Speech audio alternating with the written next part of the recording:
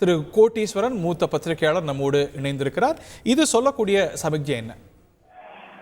வணக்கம் நெறியாளருக்கு.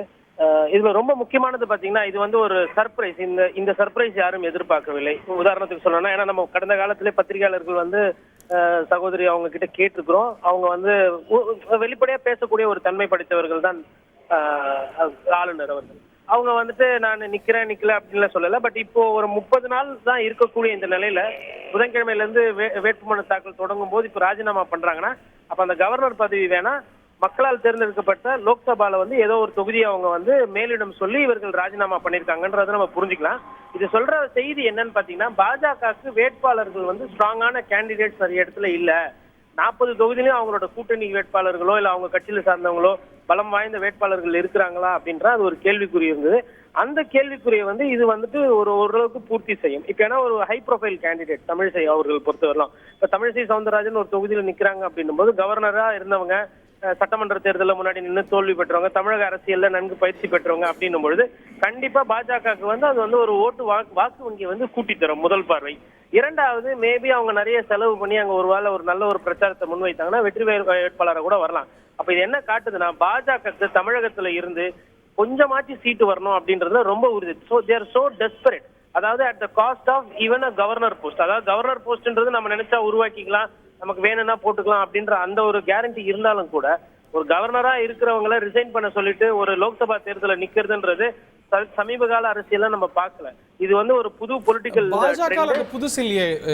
இங்க 2019லயே கும்மணம் ராஜசேகர் உட்பட செஞ்சிருக்காங்க. காங்கிரஸ்ல கூட கவர்னராக இருந்தவங்க போட்டிட்ட முன்னுதாரணங்கள் வடக்குல எல்லாம் இருக்கிறாங்கன்னு படித்து.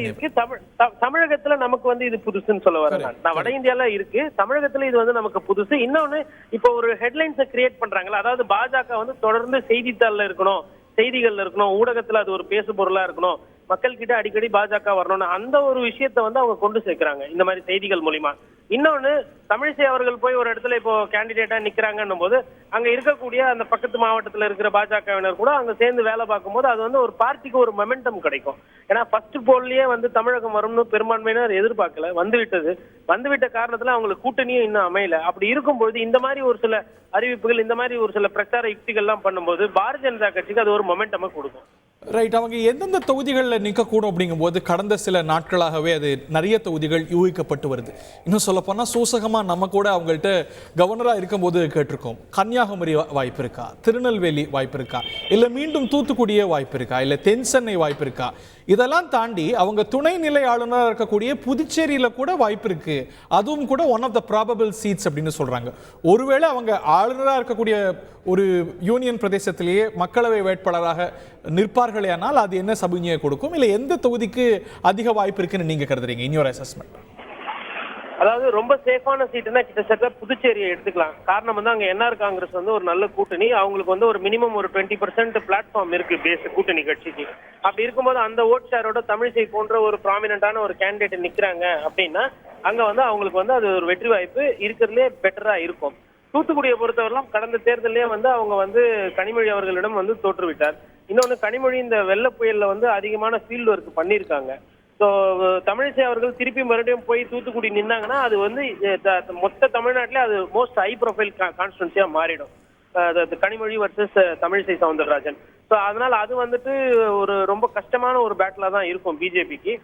அவங்களுக்கு வந்து சேஃப் சீட்ஸ்ன்னு பார்த்தா இந்த மாதிரி விருதுநகர் சைடு, திருநெல்வேலி, கன்னியாகுமரி ஒரு சேஃப் பெட். கன்னியாகுமரியும் சேஃப் சீட்னு சொல்ல முடியாது. காரணம் என்னன்னா, அங்க மோஸ்ட்லி காங்கிரஸ் கட்சியில வந்து வசந்தகுமாரை நிறுத்துவாங்க.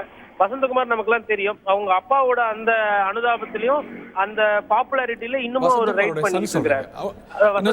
ஒரு குடும்பத்திலே 2 பேர் போட்டியிடுவதா இருக்கும், அக்காவும் தம்பியும் போட்டிடுற மாதிரி. ஆமா, அந்த மாதிரி ஆகும். அதனால இந்த சிக்கல்கள் எதுவுமே இல்லைன்னா பாண்டிச்சேரி அவங்களுக்கு ஒரு சேஃப் பெட்டா இருக்கும். தென்சென்னை சொன்னீங்க, தென்சென்னை வந்துட்டு ஒரு பெரிய தொகுதி, கிட்டத்தட்ட வந்து உங்களுக்கு ஒரு 5-6 லட்சம் ஓட்டுக்கு வந்து வாங்க வேண்டியது இருக்கும் மினிமம். நீங்க ஒரு வெற்றி மார்ஜினே பாத்தீங்கன்னா கடந்த காலத்துல எல்லாம் 3 லட்சம் 3 லட்சம் அந்த மாதிரி தாண்டி போகக்கூடிய தொகுதி. ஒரு மாதிரி ஒரு பிரம்மாண்டமான தொகுதி இருக்கு. அதனது டெமோகிராபிக்ஸ் பிஜேபிக்கு சாதகமானதாங்கிற கேள்வி எல்லாம் இருக்கு. புதுச்சேரியை பத்தி பேசும்போது புதுச்சேரியில அவங்க ஒரு அவுட் சைடரா பார்க்கப்பட மாட்டாங்களா? ஒரு கிரண்பேடிக்கு எதிராக இருந்த ஒரு பிரச்சாரம் எல்லாம் அவங்க மேலே இல்லை, பட் ஆனாலும் கூட ஒரு மண்ணின் மகள் அப்படின்னு பார்க்கப்படுவாங்களா? இல்ல மண்ணின் மகளை தாண்டி நன்கு தமிழ் பேசக்கூடியவங்க. அவங்க வந்து பாத்தீங்கன்னா நம்ம வீட்டுல ஒருத்தவங்க மாதிரி பழகக்கூடிய நபர் தமிழிசை அவர்கள். அவங்க இப்ப பிரச்சாரத்துக்கு போனா கூட ஒரு வீட்டுல உட்காருவாங்க, எதனா இட்லி இருந்தா வாங்கி சாப்பிடுவாங்க. அந்த வேற்றுமையை வந்து அவங்களால கிளியர் பண்ணிட முடியும். பாண்டிச்சேரி தமிழகம் நம்ம பிரிச்சு பார்க்க முடியாது, நம்ம எல்லா காலத்திலுமே ஒன்னா தான் இருக்கிறோம். விழுப்புரம் தானே அவங்களுக்கு அந்த சைடு பாண்டிச்சேரி, அந்த அந்த விஷயங்கள்லாம் வந்து அவர்களுக்கு நல்லா வரும் அந்த பிரச்சாரம் பண்ணக்கூடியது. அவங்க வந்து இன்னொன்னு கவர்னரா இருந்தாங்க, பாப்புலரா இருந்தவங்க இறங்கி வந்து தேர்தலில் ஓட்டு கேட்கறாங்க அப்படின்னும் போது கண்டிப்பா அவங்களுக்கு வந்து புதுச்சேரி வந்து கம்பேரிட்டிவ்லி சேஃப் பெட். இன்னொன்னு திமுக வந்து அங்க எந்த அளவுக்கு அங்க அழுத்தமா பிரச்சாரம் பண்ணுவாங்க அப்படின்றது, தமிழகத்தில் இருக்கிற சீட்டு மேல இருக்கிற கான்சென்ட்ரேஷன் பாண்டிச்சேரி மேல அந்த அளவுக்கு இருக்காது. ஒருவேளை இப்ப ஜெகத் ரட்சகன் போன்றவர்களை கூப்பிட்டு நீங்க பாண்டிச்சேரி போக்கஸ் பண்ணுங்க அப்படின்னு சொன்னாங்கன்னா அப்ப அது நிலைமை வேற.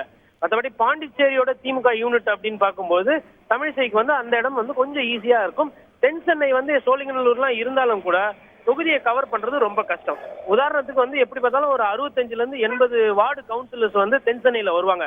ஒரு வார்டை கவர் பண்றதுக்கே ஒரு வேட்பாளருக்கு 1/2 நாள் ஆகிவிடும். ஸோ ஒரு நாளைக்கு ஒரு வார்டுன்னு வைக்கிறதே ரொம்ப கஷ்டமான விஷயம். அப்படி பார்க்கும்போது தொகுதியையே கம்பேர் பண்ண முடியாது, நிறைய மக்களையே சந்திக்க முடியாத ஒரு சூழ்நிலை. ஆனா பாண்டிச்சேரியை பொறுத்தவரைலாம் பாத்தீங்கன்னா மொத்தம் ஒரு 5-6 கிலோமீட்டர் தான் ரேடியை. ஸோ ஒரு அவங்களுக்கு ஆல்ரெடி அந்த டெரெயின் ஓரளவுக்கு பழக்கப்பட்ட டெரெயின், அறிமுகமான ஒரு முகம். அதனால ஓட்டர்ஸ் ரீச் பண்றதுமே பாத்தீங்கன்னா மற்ற சீட்டை விட பாண்டிச்சேரி அவங்களுக்கு ஈஸியா இருக்கும். நன்றி திரு கோட்டீஸ்வரன், உங்களுடைய அசஸ்மெண்ட்டுக்கு. செய்திகளை உடனுக்குடன் தெரிந்து கொள்ள உடனே சப்ஸ்கிரைப் பண்ணுங்க.